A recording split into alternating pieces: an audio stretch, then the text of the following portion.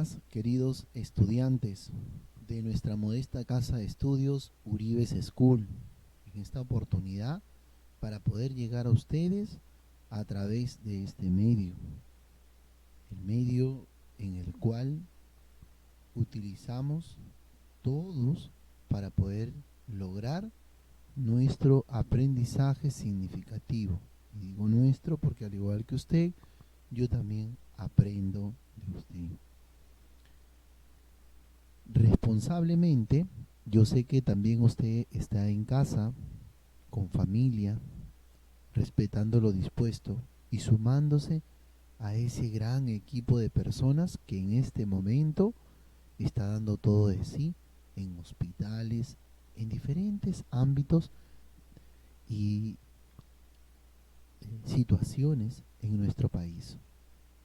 Quiero también aprovechar para decirles de que continuemos pues con esa empatía, con esa asertividad que nos caracteriza como peruanos. Y usted es ese alumno de Uribes School, el encargado de promover la empatía, promover la asertividad, esa capacidad de ponernos en el lugar de la otra persona, de saber comunicarnos, de tener una buena comunicación. Bien, diciendo este pedacito, esta parte, vamos a poder nosotros pasar al área de historia universal. Quienes habla su profesor Jesús Narro Vázquez. El día de hoy hemos preparado un tema para primero de secundaria. Vamos a hablar una vez más de una nueva civilización de la edad antigua, del mundo antiguo. ¿De qué civilización? De la civilización de Egipto. Así que nos vamos a transportar, vamos a viajar en la máquina del tiempo para remontarnos en Egipto, una de las más grandes y espectaculares civilizaciones que está plasmada en nuestra historia universal. Hoy vamos a aprender de ella. Así que por favor, queridos alumnos, queridos estudiantes, acomódense, cojan su cuadernito de anotaciones y empecemos. Vamos a empezar por la ubicación geográfica. La civilización de Egipto se va a desarrollar como es una civilización y fluvial, recuerden ustedes el concepto de edad antigua. Se va a asentar y desarrollar a la margen de un río. ¿Qué río? El río Nilo. ¿Este río dónde queda? Al noreste de África, conocido como uno de los deltas más grandes del mundo. Es considerado el segundo río más grande del mundo. ¿Qué cosa quiere decir delta? ¿Por qué le ponen esa característica, ese nombre como expresión matemática? ¿Por qué le ponen el nombre de delta? El delta del río Nilo. ¡Wow!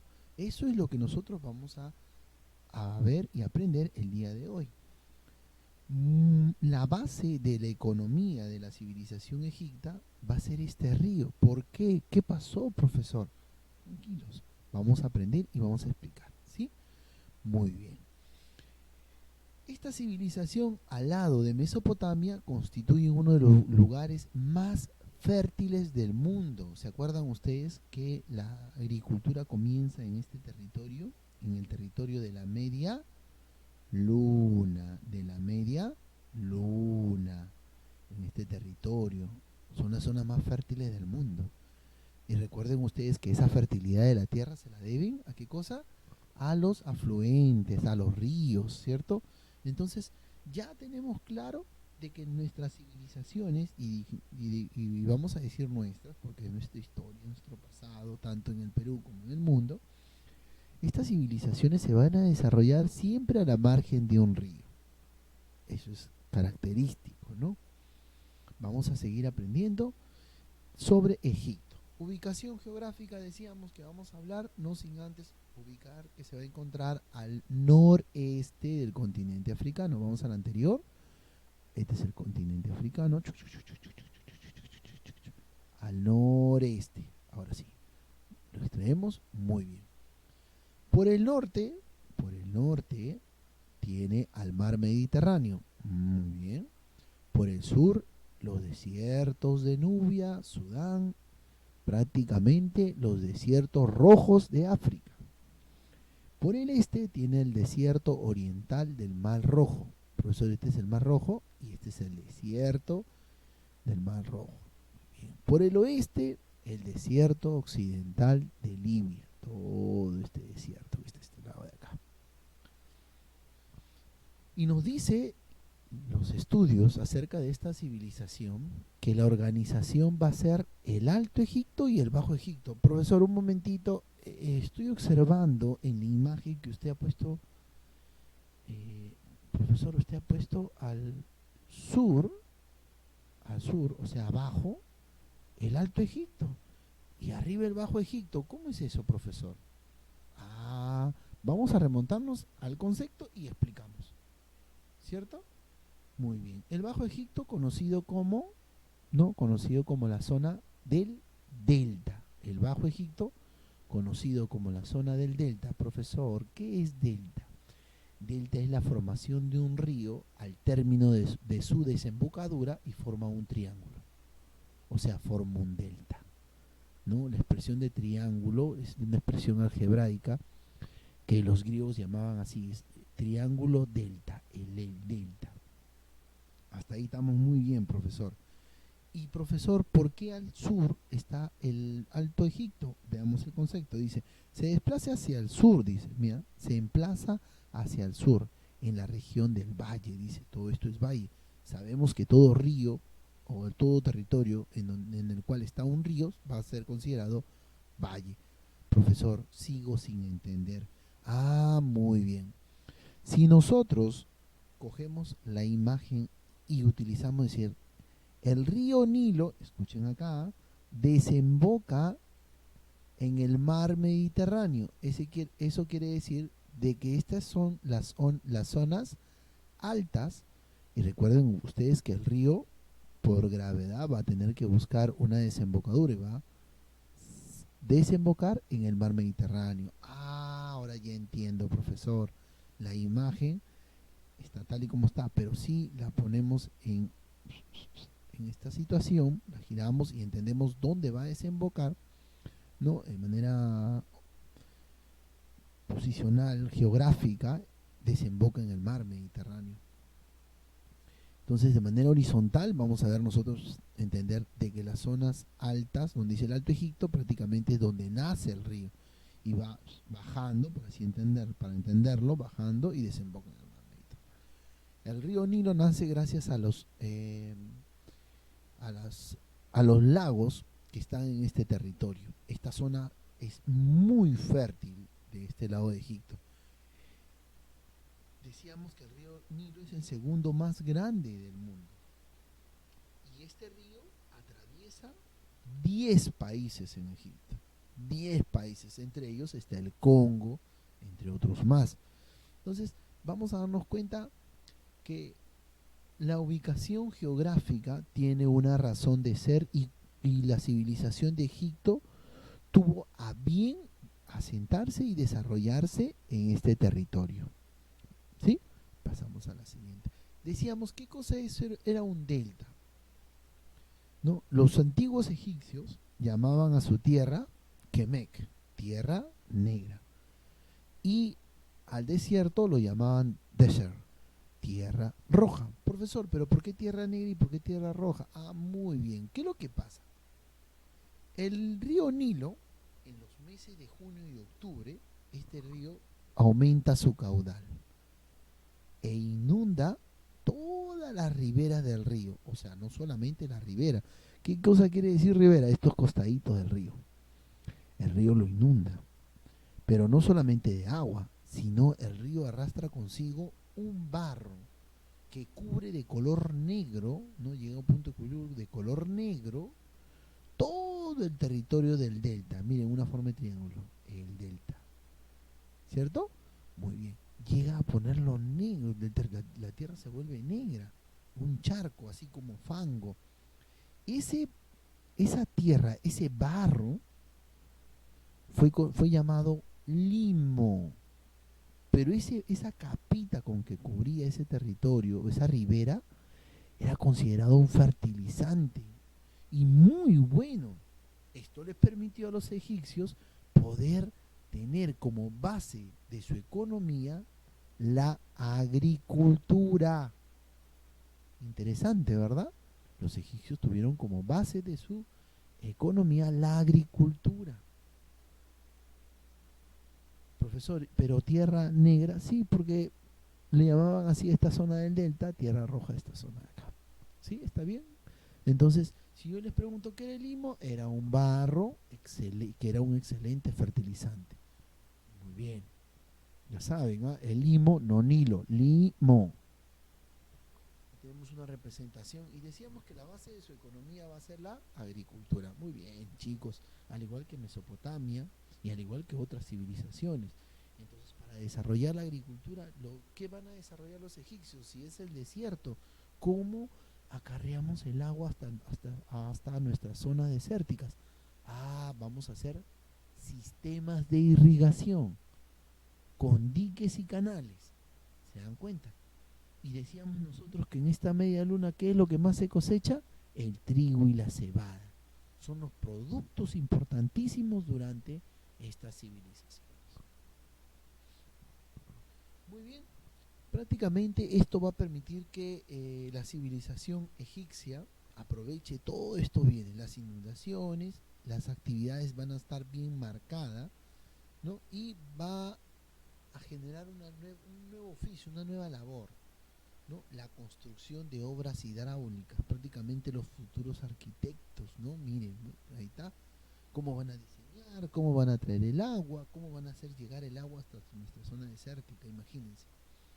Ahora, los egipcios prácticamente establecen relaciones comerciales con otros pueblos netamente del mar y eso está comprobado. Los fenicios intercambian prácticamente cosas, comida, cereales con los egipcios y al igual forma los hebreos también.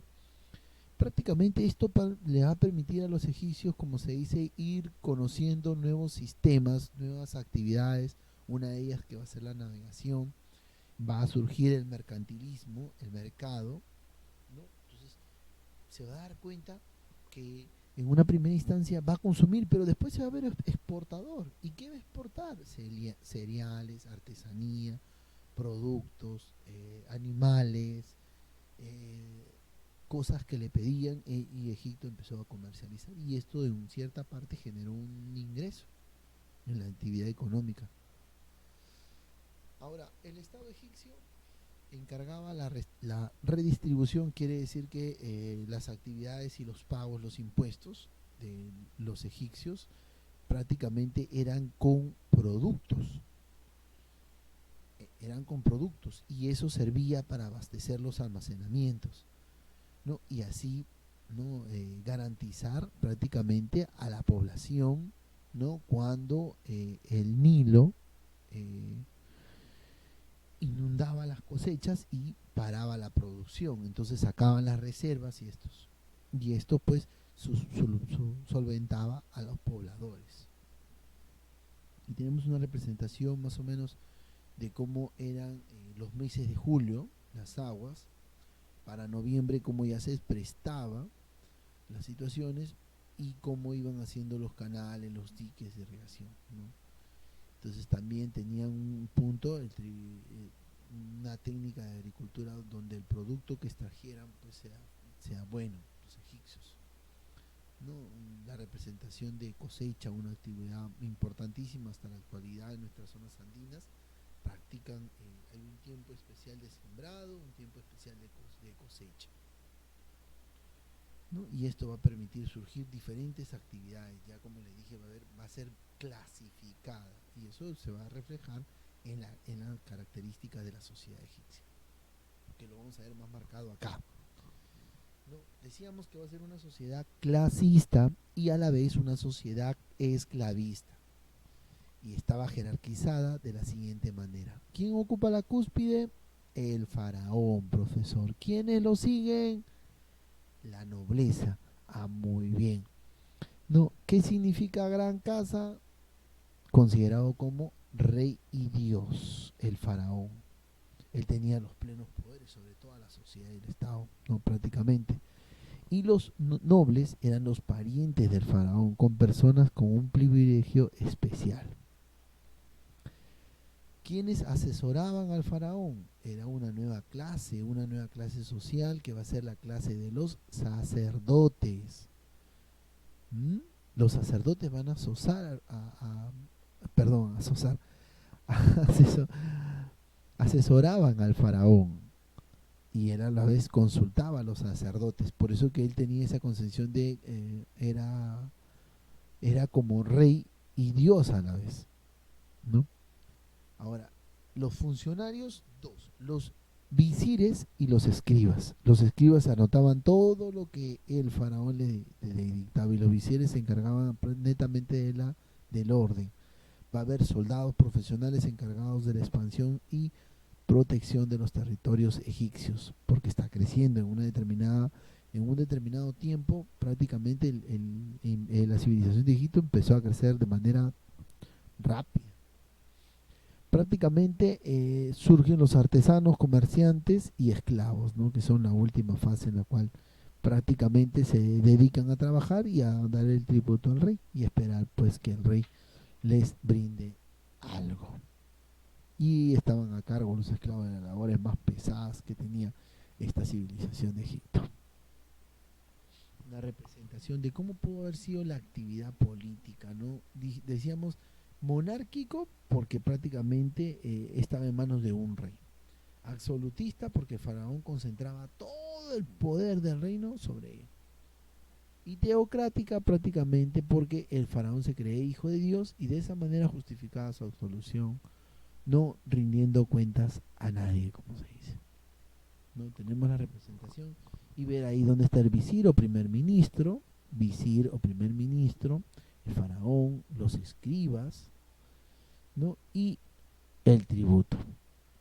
Prácticamente durante 3000 años de historia egipcia pasaron 30 dinastías o familias de la civilización y un alrededor de 260 faraones aproximadamente que la historia nos brinda como dato y conocimiento.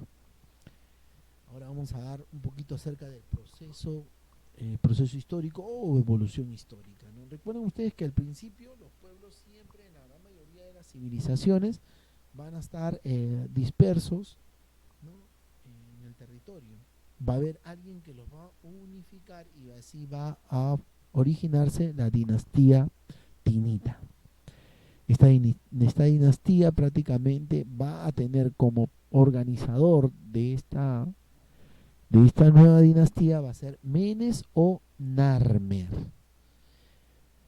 Este a su vez va a prácticamente decaer y va a surgir Memphis. Así va a ser uno de los primeros imperios antiguos de Egipto, ¿no? Y va a dar paso al periodo menfita. Durante este tiempo se construyen las pirámides de Giza, ¿no? De ahí tenemos la crisis política que va a generar la situación de Memphis y va a intervenir prácticamente un periodo intermedio, como se dice, donde va a haber cierta crisis política, van a querer unificar a otras naciones, ¿no? O van a querer cambiar el culto al dios Amon-Ra, etcétera. Esto también va a permitir de que otras civilizaciones estén interesadas en querer conquistar o en reunirse prácticamente para poder llegar a un acuerdo con ellos.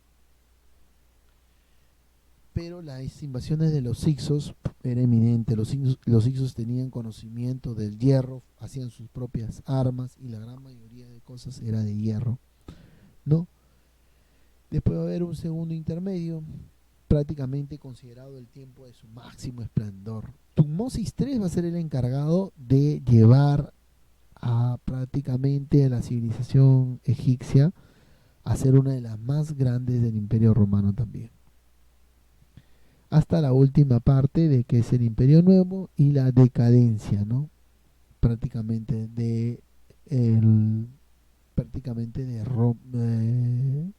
la decadencia de Egipto, prácticamente gracias a las invasiones, ¿no? De los macedonios, después de los persas y etcétera de cosas, etcétera de civilizaciones que van a querer conquistar esta civilización. Muy bien, decíamos que para ver los establecimientos de las comunidades hemos puesto una imagen para que ustedes se guíen más o menos cómo era, ¿no? Y también la división política, ¿no? El Bajo, el Alto Egipto, capital Buto, con su capital prácticamente que Hieracómpolis. Hieracómpolis es una capital. Continuamos. Vamos a hablar un poquito de de ese proceso histórico. Decíamos que el primero va a ser Menes o Narmer, llamado también el Rey Escorpión. Profesor, hay una película del Rey Escorpión. Exacto, sí, él es Menes o Narmer, ¿no? Él va a cimentar la capital de esta civilización en Tinis, ¿no? Y él es considerado como el primer faraón. ¿Qué mandó a construir? ¿No? La construcción de mastabas, una de las primeras tumbas, como se dice, con forma de pirámide trunca, porque no termina en punta. Reorganizó el ejército y empezó a ver por realizar expediciones a otras regiones, ¿no? Asimismo construyeron más canales de irrigación. Tenemos ahí la foto de estas dos pirámides, la pirámide escalonada para el faraón Soser, ¿no? Y el cual después va a encargar a Imhotep construir las pirámides de Giza, ¿no? En honor a los faraones Keof, Kefren y Miserinos. En honor a los faraones Keof, Kefren y Miserinos. Durante el reinado de Pepi II, los gobernantes locales van a entrar en una crisis y van a poner en una situación difícil a esta civilización romana. Tanto que para el año 2160 o 2055 imperó una reflejada mayoría anarquista política prácticamente en estos estados egipcios. Y fue un tiempo difícil, es durante este tiempo que empiezan a anexar esclavos, ¿no? Hay un tiempo que ya no están dejando, como se dice, dentro de la historia universal adquirir esclavos, pero durante este tiempo sí, ¿no? Ya se están escuchando rumores que está viniendo un nuevo grupo de bárbaros también que van a invadir todos estos territorios asiáticos y vamos a estar allí expectantes. Después va a venir, decíamos, Mentuhotep II logra la reunificación de Egipto prácticamente tras las derrotas que tuvo de Heraclópolis, y fue el periodo de la estabilización política y campesina gracias a campañas militares para establecer las rutas de comercio y la explotación, y esto dio cierta comodidad a la civilización romana. El faraón de Tebas impulsó la reunificación de Egipto prácticamente y fue importantísimo, ¿no? Mentuhotep II, faraón de Tebas. Pero para el año 1795 prácticamente la situación de Egipto va a volver a una estabilidad, ¿no? Los reyes de los países o de los territorios vecinos no pudieron prácticamente contrarrestar esa situación de las invasiones de los egipcios, a raíz de que la industria o la tecnología o la modernización a ellos ya les estaba entrando, ya prácticamente con el conocimiento del hierro, entre otras, se van a hacer mucho más fuertes, mucho más hábiles. A esto se va a sumar el caballo. ¿Sí? El caballo. Pasamos. Después tenemos al siguiente faraón, Amosis, el faraón de Tebas. Primero, él termina de expulsar a los ixios, ¿no? Y prácticamente va a surgir como se dice, una situación de tranquilidad, ¿no? Hasta llegar a Hatshepsut, esposa y hermanastra de Tutmosis II. Asumió el trono a la muerte del monarca. Es considerado la primera gran emperatriz de la historia durante su reinado. Se consolidó prácticamente preponderancia de Tebas en Egipto. Obtuvo el apoyo de los sacerdotes de Amón. Ella desarrolla prácticamente una situación política mercantilista, y eso va a beneficiar a prácticamente muchos de los pueblos unificados por parte de Egipto. El templo de Deir al-Bahari, en honor a ella, a la primera emperadora mujer. Hasta llegar al más bravo de los bravos, aquel que hizo extender el territorio en su máxima expansión territorial egipcia. Tutmosis III. ¿No? Hay pocos registros de Tutmosis, pero sí se sabe que él fue el encargado, pues, de de cambiar toda esta situación y hacer del imperio el más grande del mundo. Después tenemos a Amenofis IV, que él sucede, toma el trono después de su muerte, a la muerte de su padre, Menofis III, y la creciente influencia política, sacerdotes, prácticamente esta influencia de ellos va a definir, como se dice, la organización política, como también el culto al dios Amón, ¿no? Vamos a continuar.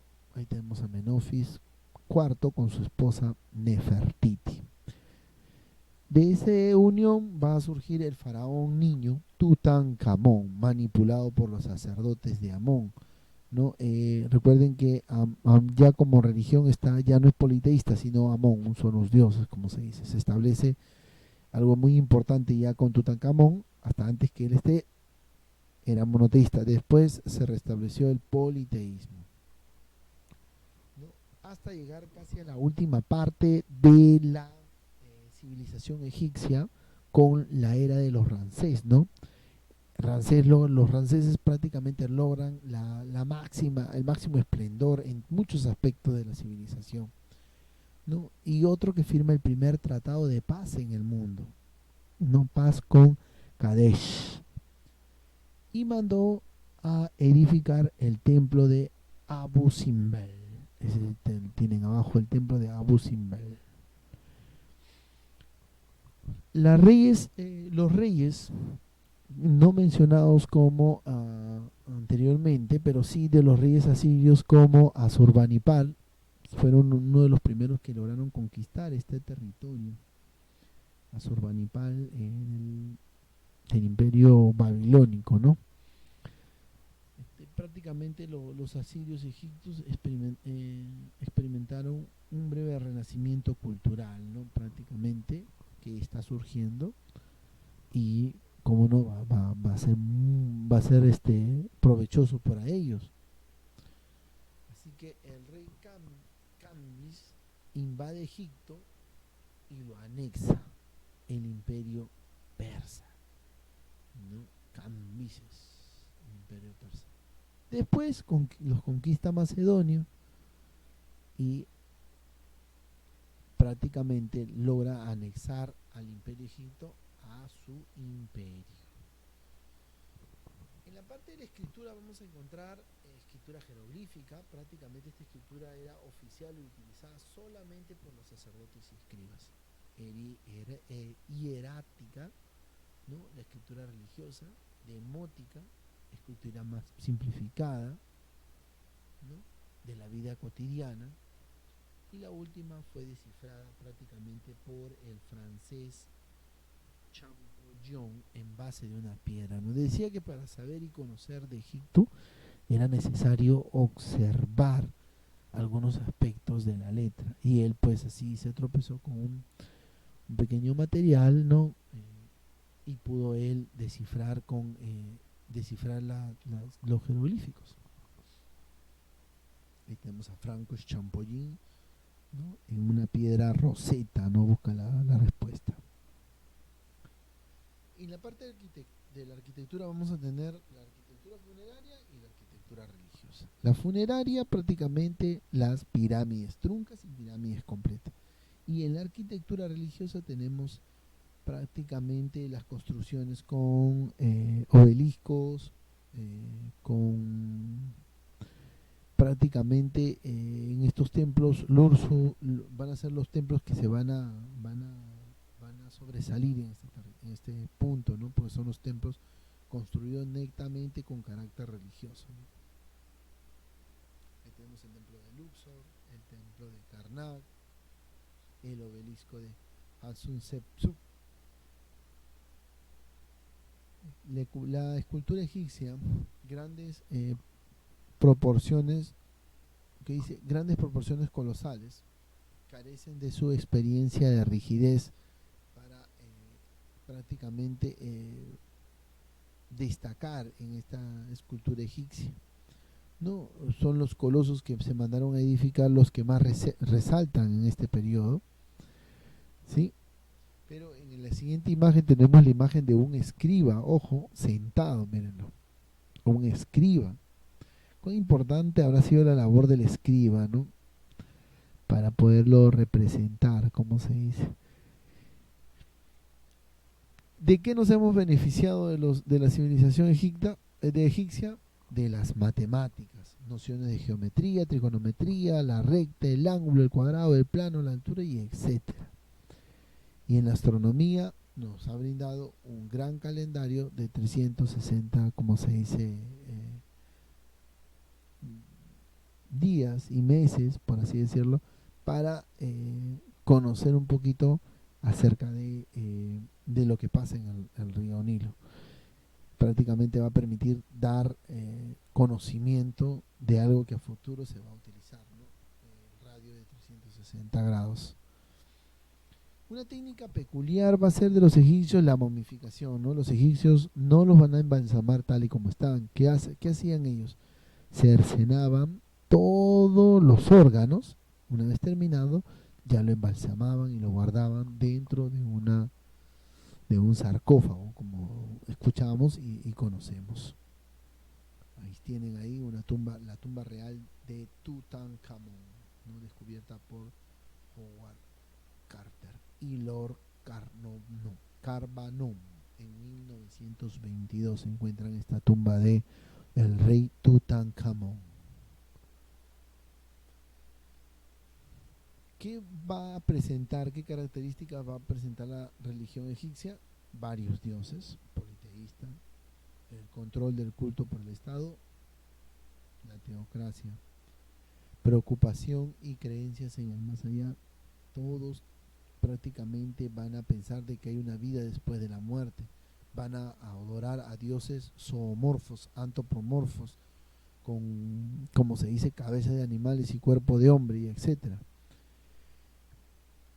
Ahora, la religión egipcia, al ser una de las religiones más importantes e influyentes para este tiempo, prácticamente era considerado como una de las bases de las religiones, hasta la elaboración de libros o textos prácticamente que van a permitir cambiar algunos rituales, ¿no? Como el libro de los muertos, que es prácticamente uno de los libros más famosos y textos importantísimos, ¿no? Como también tenemos a los dioses, ¿no? Asís, ahí tenemos mencionado a todos, ¿no? Horus, hijo de Isis, y Osiris, dios halcón. Ator, la diosa de la vaca, diosa de la justicia. Ra, dios del creador. Amón, dios principal de la ciudad de Tebas. Y así vamos a ir teniendo diferentes en este caso, dioses a los cuales los egipcios veneraban, ¿no? Fragmento del libro de los muertos, interesante para que ustedes lean. Les dejo 2 minutitos ahí para que lean, o uno. Interesante, ¿verdad? El libro de los muertos, como se dice. Bueno, chicos, les he dejado una pequeña tareita, no sin antes, chicos, hacerles mención de que tienen que mandar su correo con su tarea al 1historiauniversal@gmail.com, ¿no? Entonces, caso vamos a estar prestos y atentos para que no sucedan percances como los que hemos estado presenciando. No sin antes, queridos estudiantes, decirles muchas gracias y que Dios me los bendiga a todos. No se olviden de hacer su tarea, por favor, ¿sí? Y mandarlo a 1 jesushistoriauniversal@gmail.com.